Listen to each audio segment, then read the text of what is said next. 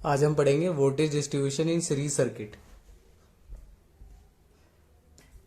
ये एक हमारा एक सर्किट है जिसमें दो रेजिस्टेंस सीरीज में हैं। Voltage V, R1 R2।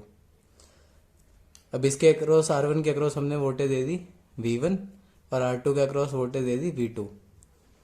तो सीरीज सर्किट में क्या होता है, जैसे आपको V1 निकालनी है तो V1 क्या होगी, टोटल वोल्टेज V इंटू में जिस रेजिस्टेंस के अक्रॉस वोल्टेज निकालनी है वो रेजिस्टेंस R1 अपॉन में total resistance R1 plus R2।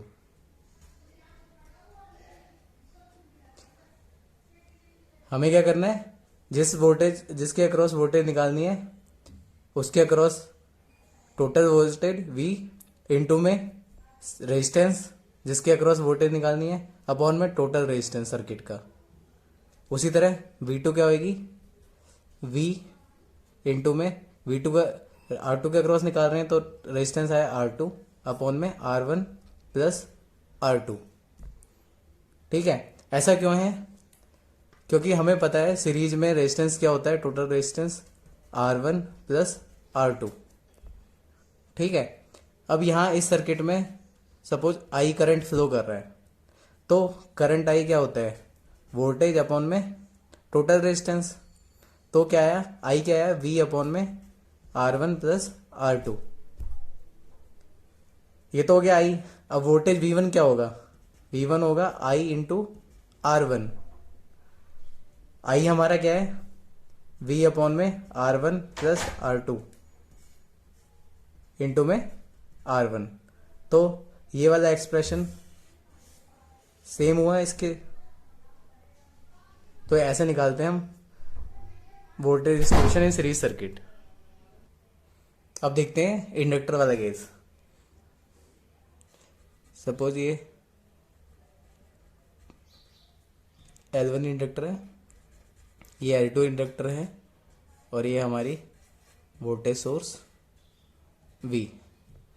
अब हमें L1 के अक्रॉस वोल्टेज निकालनी है VL1।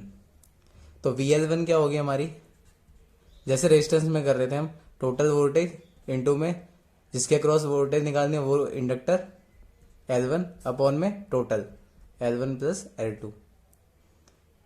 ये भी सेम उसी की तरह, सीरीज में इंडक्टर क्या होता है, total inductor L1 plus L2। तो टोटल करंट क्या होएगा, V अपॉन में L1 प्लस L2।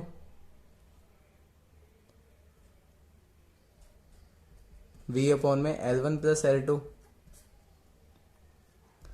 तो VL1 क्या होगा, VL1 होगा I इंटू L1 जो कि हो गया V अपॉन में L1 प्लस L2। ये तो हो गया हमारा करंट इंटू में L1। अब देखते हैं कैपेसिटर का केस। ये हमारा C1 कैपेसिटर, ये हमारा C2 कैपेसिटर और ये हमारा वोल्टेज सोर्स। अब हमें निकालना है VC1। अब कैपेसिटर के केस में क्या करना है, जब भी हम VC1 जिसके कैपेसिटर के अक्रॉस वोल्टेज निकालेंगे तो हमें क्या करना है, टोटल वोल्टेज इनटू में जिस कैपेसिटर के अक्रॉस निकालना है वो ना लिख के हमें दूसरा कैपेसिटर लिखना है। जैसे रेजिस्टेंस और इंडक्टर में तो हम सेम लिखते थे, पर कैपेसिटर के केस में हमें अपोजिट लिखना है।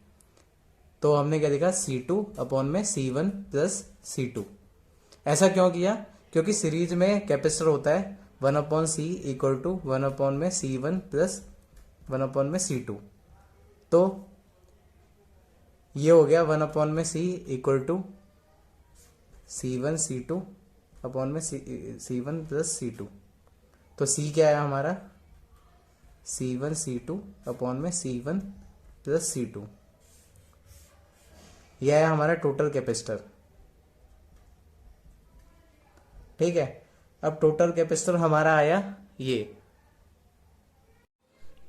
इन जनरल हम कैपेसिटर के अक्रॉस वोल्टेज निकालते हैं तो जनरल फॉर्मूला हमारा होता है VC1 equal to V into में 1 अपॉन में C1 अपॉन में 1 अपॉन में CT। जो ये हमने टोटल कैपेसिटेंस निकाला है। तो हमारा VC1 क्या हो गया, V into C T upon में C1। अब V इंटू में सी टी क्या है हमारा, C1 C2 अपॉन में C1 प्लस C2 अपॉन में C1। तो इस C1 से ये C1 कैंसिल हो गया, तो हमारा क्या आया, V इंटू में C2 अपॉन में C1 प्लस C2 जो इसके इक्वल है। तो इसलिए इन जनरल जब सर्किट में निकालते हैं तो हम ऐसे लिखते हैं, वोल्टेज, टोटल वोल्टेज इंटू में अपोजिट कैपेसिटर इंटू में C1 प्लस C2 जो टोटल